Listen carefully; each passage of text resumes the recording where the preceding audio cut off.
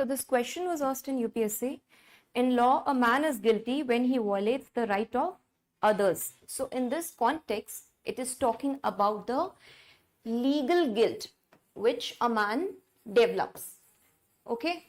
And in ethics, he is guilty if he only thinks of doing so. So this question is over here about the moral consciousness or the moral guilt, right?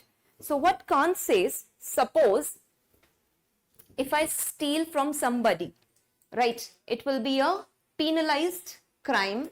Okay, if I'm stealing from somebody, that will be a penalized crime and it is visible and tangible. I can go to jail, right? So this is a kind of external accountability you are putting on somebody. It's an external check, right?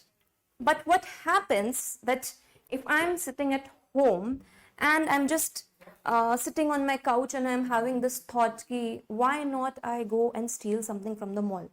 So here it is a kind of a moral guilt. It is about the intent of the act which has yet not been taken, right?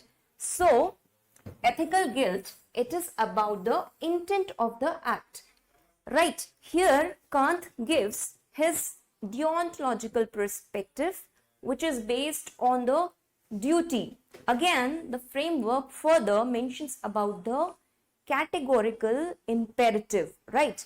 And first, let's see what is this categorical imperative. Now, categorical imperatives are certain universal laws. For example, if I say do not lie, lie is universally wrong always, right? In all the contexts, because it sets a bad precedent in the society. Do not steal, do not murder, something which is universal. Okay, that is categorical. Dusra, imperative. So this is talking about the human dignity concept. So coming back to the question, here Kant says, until and unless you don't have this ethical or moral guilt, the legal guilt is incomplete. Okay, let's see again. I have divided this. If you are looking in terms of legal guilt, then the intent may not always be proven. They just see the facts, right? For example, when there was this Nirbhaya case, what happened? We punished them legally, right?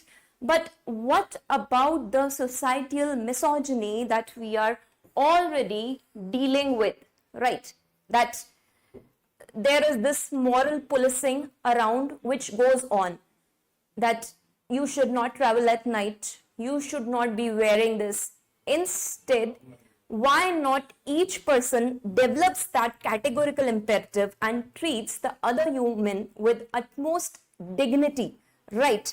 Even in your thoughts, in your intent, you don't have that guilt. So one example of ethical guilt was seen in the hashtag #MeToo movement, where we have come forward and highlighted even the intent of the person. So what is the need of the hour over here is that the justice can be prevailed only where there is commingling of a legal set of precedents and also the moral consciousness of a person.